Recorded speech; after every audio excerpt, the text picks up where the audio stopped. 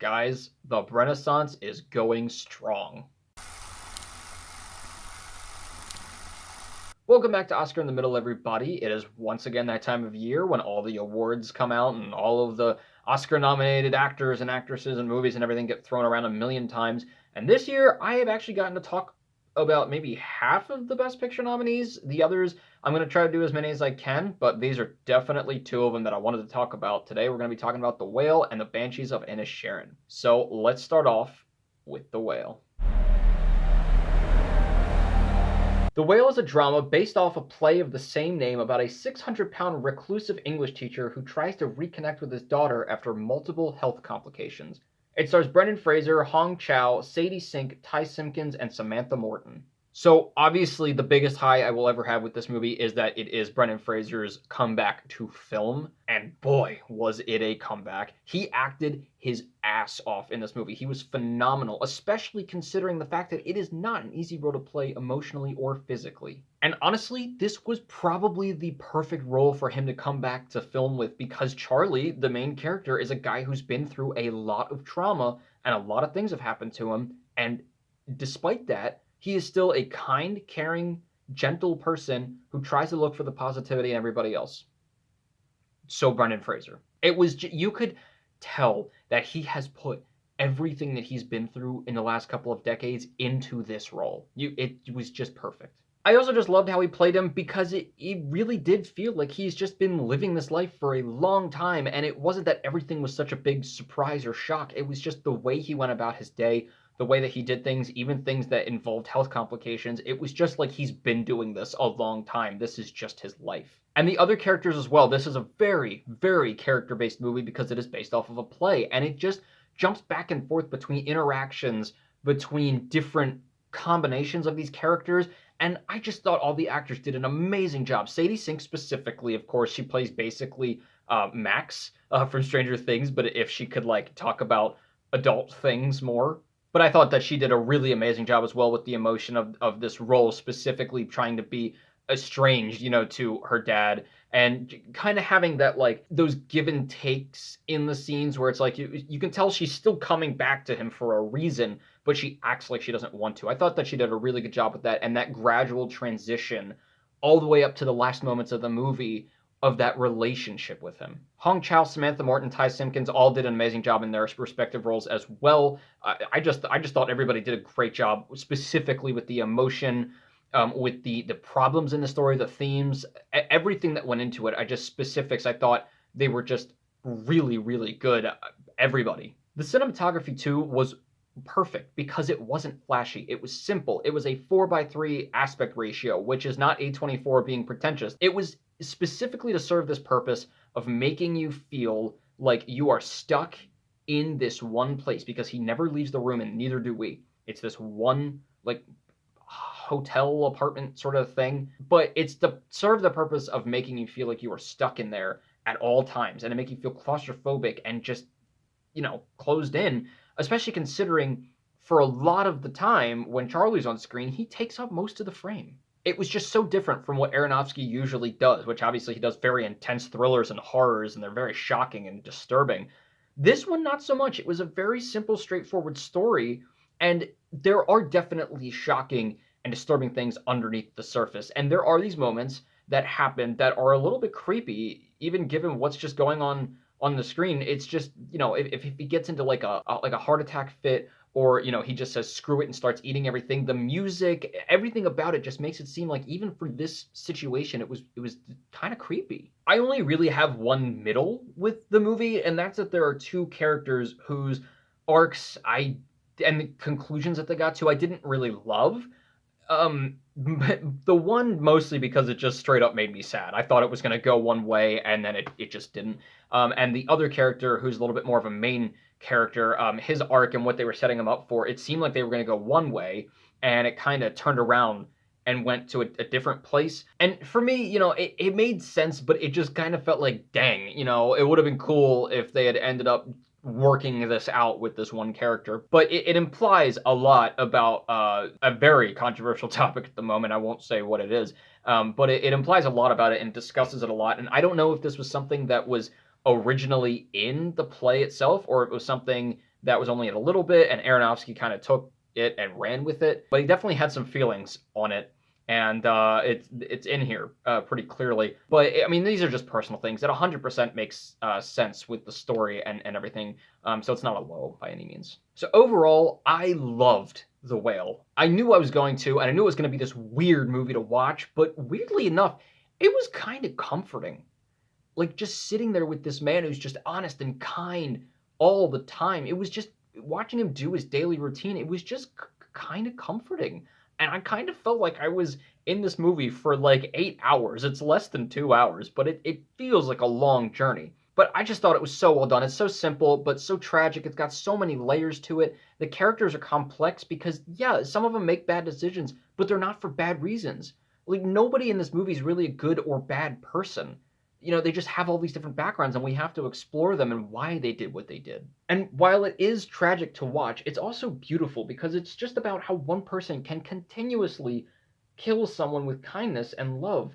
And it's about redemption, fixing your mistakes, getting back on your feet, and moving through the hard times. And as difficult as it is possible. I want you to know that if you too can have the strength to just get to your feet and go to the light, good things will happen. I'm going to give The Whale a 4 out of 4, making it my next top shelf movie.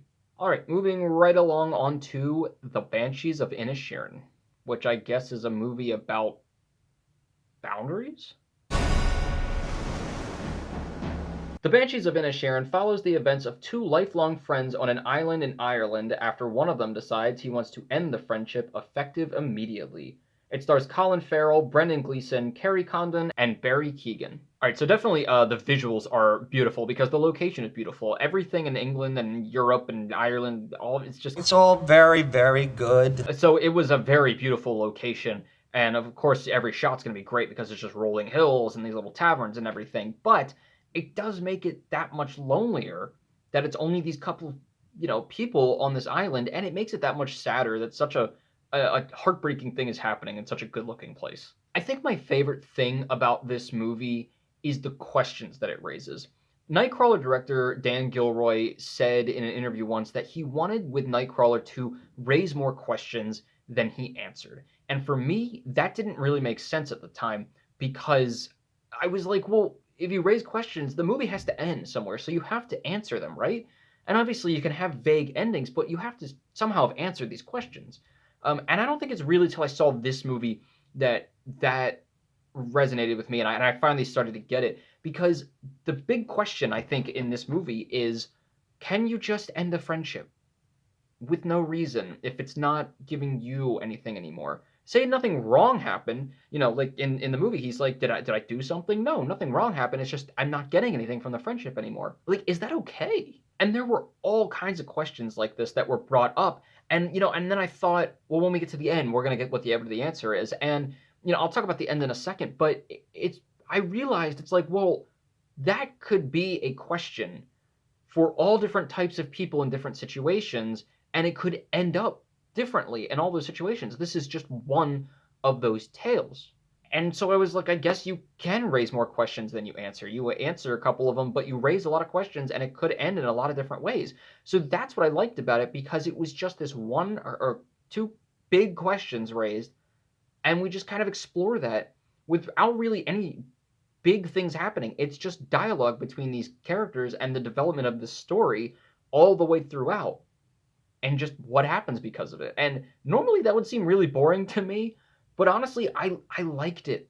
I just liked them discoursing and figuring out what the heck's going to go on here and how this is going to end up, because, let's face it, they're both on an island together. No one's going anywhere. How is this going to be resolved? And of course, the reason that this is so well played out is because of the characters, because of the actors. Colin Farrell is an actor who I have very much exponentially liked over the last couple of years. At first, I saw him in a couple of things and I was like, okay, he's fine, whatever. But I have watched him time and time again in things like The Lobster and The Batman, The Gentleman. There was a lot of things that he was in that I was like, no, actually, he's really good and he's really cool and I like him. And I think that this is definitely one of his best performances because he kind of plays something different. Normally, he plays somebody who's pretty, he's pretty there, he's pretty in the know, and he's pretty, authoritative, both mentally and physically. Here, he plays kind of a little bit of a dipshit. A little bit. And, not completely or anything. Like, his faculties are there and all of that. He's fine. But, he's very insecure, I'll say. And, what happens in the movie? Yeah, you're going to be a little insecure when something like that comes up out of nowhere.